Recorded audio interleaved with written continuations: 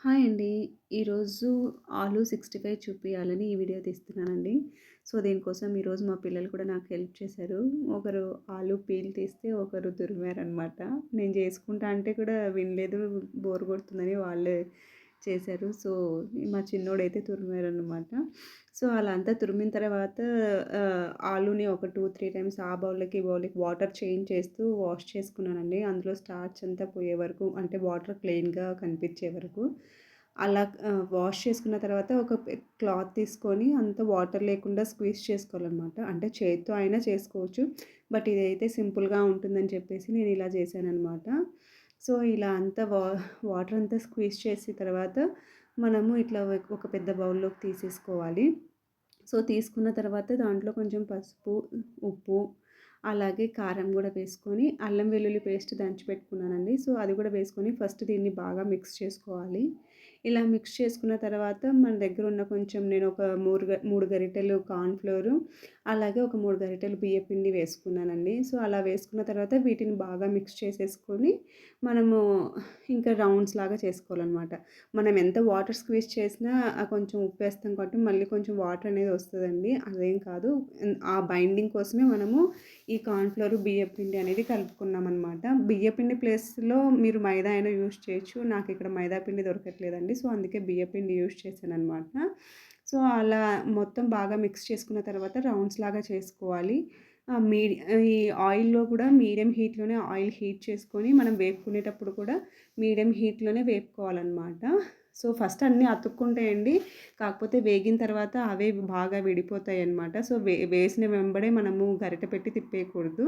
So, కొంచెం బాగా వేగిన తర్వాత తిప్పాలి. అలా తిప్పేటప్పుడు వాటంతట అవే కొంచెం గరిటెతో అంటే విడిపోతాయి.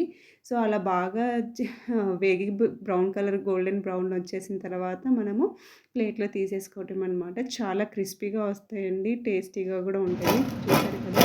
నేను సౌండ్ కూడా చూపిస్తున్నాను. చాలా క్రిస్పీగా వచ్చాయి.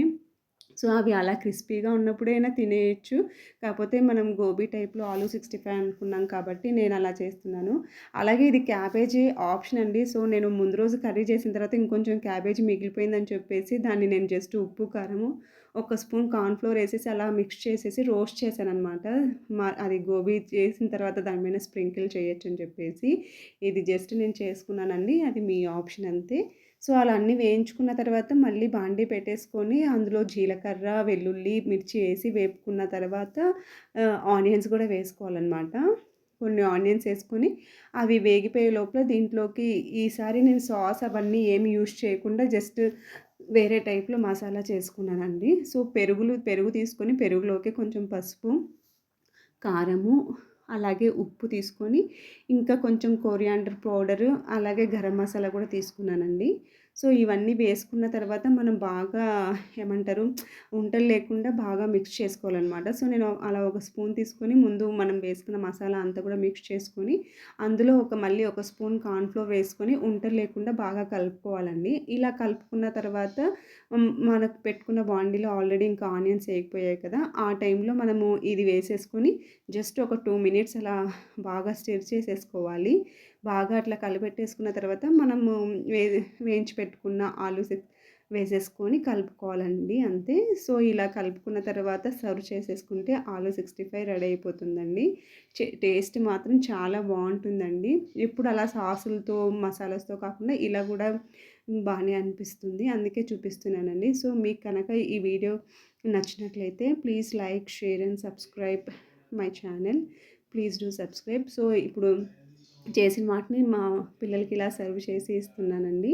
సో, చూసారు కదా! మా చిన్నబ్బాయి అయితే చేసిన వెంటనే క్రిస్పీగా ఉన్నాయని ఉత్తవే తింటున్నాడు.